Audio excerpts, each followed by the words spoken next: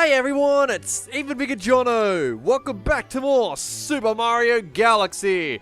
Now, this was something that I promised to do way back at the beginning of the Super Mario Galaxy LP, but for some reason I never actually did it after the game. I don't really know why I never did it. But remember how back at the start of the game I said there was a thing called the library in this game? Well, what that library does is it expands as the story of this game goes on. Basically what the library is a backstory to this game. Very, very interesting read. So what I'm going to do for you guys, because I'm such a nice guy, is I'm going to read out the backstory to this game in the library of Super Mario Galaxy. I know this is a really kind of odd way to actually say we've completed the game, but technically, this is the way we'll be completing this LP of Super Mario Galaxy. Unfortunately, there won't be any more Super Mario Galaxies on my Super Mario Galaxy videos on my channel after this. So, again, thank you for watching my Super Mario Galaxy LP, and here we go. Ooh. Let us begin.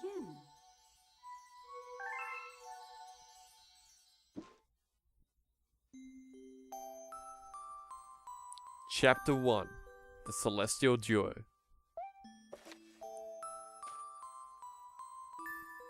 Our story begins a very, very long time ago with a young girl. One day, this girl spotted a rusted spaceship holding a small star child.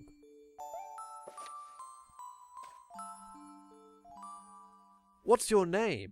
Are you lost?" the girl asked the star child. "I'm Luma, and I'm waiting for my mama. She's coming for me in a comet," said the star child, who had been waiting day and night. "Don't worry, I'll wait with you," the little girl promised Luma.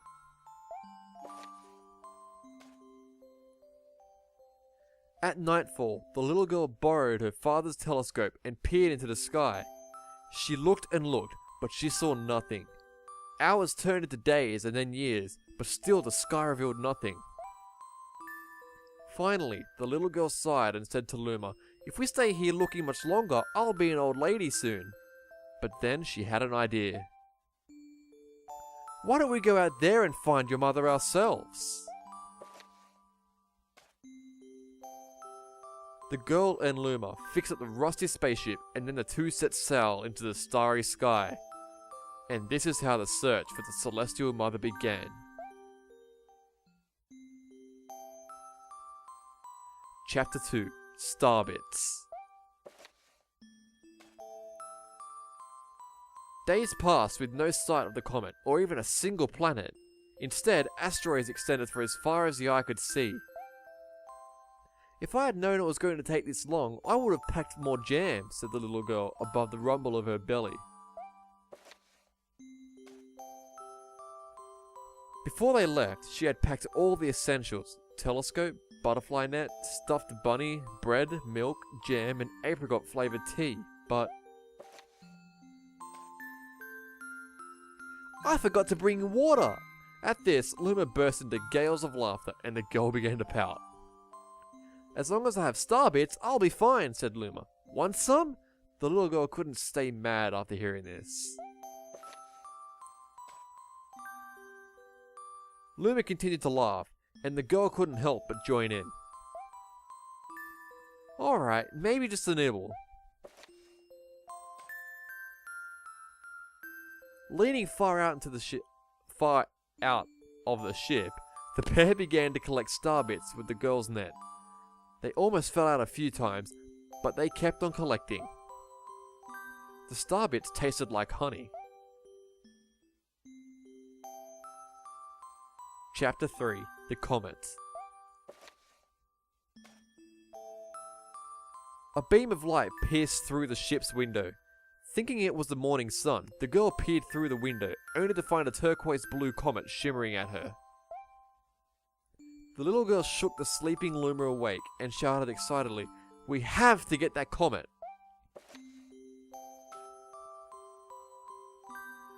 The pair descended onto the comet and found that it was made of ice. They looked high and low, but Luma's mother was nowhere to be found. Exhausted, the little girl sat down with a flop utterly unable to take another step. Look! Peering down at the icy ground where Luma was pointing, the girl suddenly noticed clusters of star bits encased in the ice. Pretty good, huh? Finding star bits was my specialty, said Luma, beaming. There's ice here, but it's so warm. I'll bet there's water here too. The two decided to stay on the comet for a while. Right at the turquoise comet, the pair conducted their search for Luma's mother.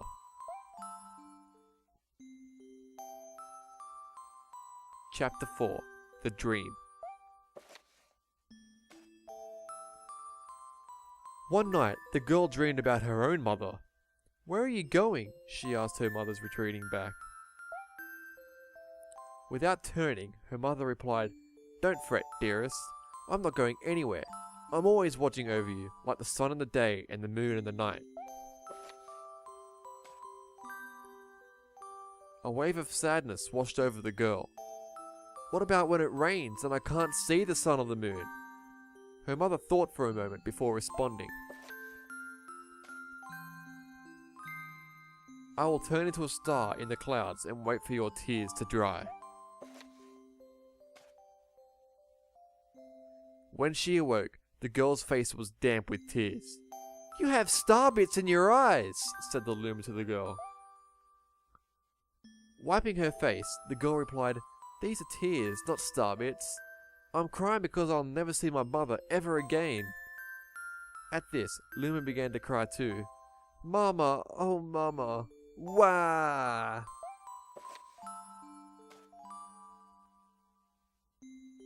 The pair travelled through the starry skies, and though they encountered many other comets, not one of them held Luna's mother. Luma was disappointed. Despondent. Now, Luma. The rain clouds won't go away if you keep crying, the girl said, giving Luma a squeeze. I'll give you a present if you stop. The girl closed her eyes and said gently, I'll take care of you. With these words, she felt a small spark in her heart. Chapter 5. Home. The kitchen will go here, and the library will go over there, the girl said busily to herself. We'll put the gate here. Ever since the girl took Luma under her care, she'd been bustling about at a feverish pace. It's a lot of work, but it's worth it to make a happy home. It turned out that starbits weren't the only things buried in the ice. There were tools and furniture unlike any they'd ever seen, and the girl used them to build a home. Looking at the completed house, Luma remarked, Don't you think it's awfully big for just the two of us? With a library, bedroom, kitchen, fountain, and gate, it was certainly spacious, but still something seemed to be missing. If only my father, brother, and mother were here, the girl said wistfully. Indeed, the house was too large for its two small residents. That night, clutching her favorite stuffed bunny close to her heart, the girl fell asleep in the starship. Chapter 6. Friends.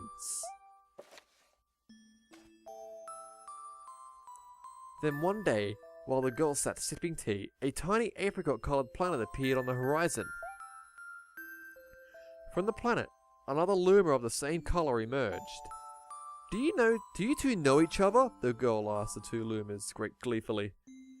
Despite the girl's excitement, they seemed uneasy. The two Lumas neither drew closer nor backed away from each other. Instead, they just stared. Then one Luma broke the silence. My mama! At once, the apricot Luma parroted back. My mama! My mama! My mama! My mama! The two Lumas began to dance around the girl frantically, and neither showed any sign of stopping. The girl was so charmed by this adorable scene that she couldn't help but laugh. And that's when something very strange happened. Suddenly, more Lumas began to pop out from the apricot planet. They were different colours, but they all shouted the same thing. My mama! My mama! The sight of all the shouting Lumas only made the girl laugh harder. What am I going to do with all these children? The Lumas just stared blankly as she doubled over laughing. I guess I'll have to name each and every one of you. Tomorrow, once she had finished naming them all, she would begin moving all the Lumas into the new house. Chapter 7. The Telescope. After seeing their 100th comet, a sudden thought popped into the girl's head. I wonder if my home planet is still as blue as it was. That's when she remembered her father's telescope. Peeking into the telescope, a tiny blue dot floated into sight. It was smaller than a star bit. How strange. It's so far away, but it feels so close. She twisted the knob of the telescope, and the blue dot grew until she could make out a grassy hill dotted with flowers. It seemed very familiar to her. Zooming even closer, a terrace on the hill came into view. I used to go stargazing there when I lived on my home planet.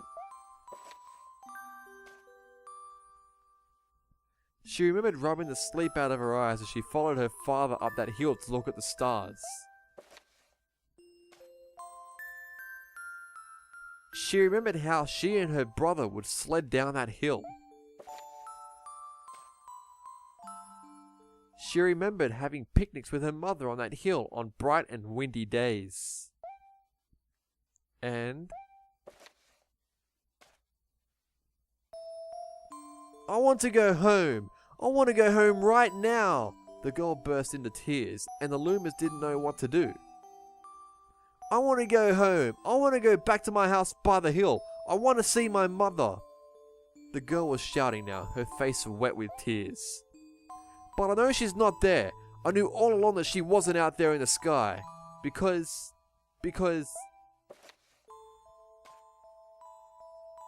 she's sleeping under the tree on the hill.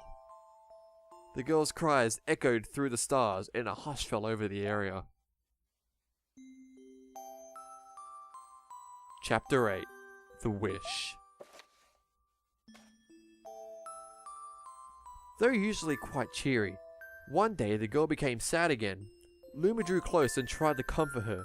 Mama, you still have me. And don't be sad about your mama, because she's a part of you. That means she's always close by. It's like me. I love Starbits because they remind me of my mama. No, the girl said, unable to stop the tears. A lonely look flickered across Luma's face, but it was soon replaced by a wide grin. I have an idea. I will transform into a comet, a soaring comet that can carry you all on this journey. With that, Luma, trailing bands of white, soared high into the sky and just as quickly started to plummet back down. Kaboom! Kablam! The ground shook and a bright light poured out of the crater that the Luma had created. The bands of light twisted together to form a comet tail. And then Luma emerged, reborn as a comet. The girl could scarcely believe her eyes. But how? She kept asking. Our destiny as Lumas is to transform into different things, said the red Luma who had suddenly appeared. Stars, comets, planets. We can become all of these things. When I grow up, I want to be a star that makes someone special smile, said a green Luma. A blue Luma chimed in. That Luma turned into a real cutie of a comet, didn't he? All the Lumas together said, No more crying, Mama. Thank you, said the girl in a whisper, and she pulled the Lumas close and hugged them. From that day on, Starbits no longer fell from the girl's eyes.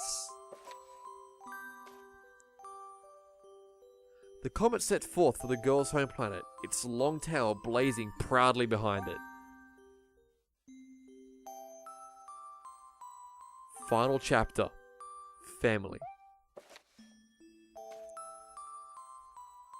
With its many lumers and telescopes, the comet was quite a sight to behold. The girl and the lumers were proud to call it home. At a welcoming party for a new loomer, the girl gathered everyone in the kitchen and said in a louder voice than usual, "Alright everyone, let's make a cake sprinkled with star bits, then it will be a star cake." The loomers excitedly began to gather the ingredients. As she watched the loomers scurry about, the girl smiled and thought to herself, "This is my family now, and I will stay with them until they are ready to leave the nest. And when they do leave, I'll see them off with a smile, because that's what makes a mother happiest." That night, when the girl lay down to sleep, a soft light enveloped her and reminded her of the blue planet she once called home. But it would be nice to return home once every 100 years to nap in my favorite sleeping nook. The comet carrying the loomers and the girl continues on its journey to this very day. With more family members in tow that can be counted, it's said that the comet visits the girl's home planet once every 100 years, its proud white tail glittering in the sky. The end.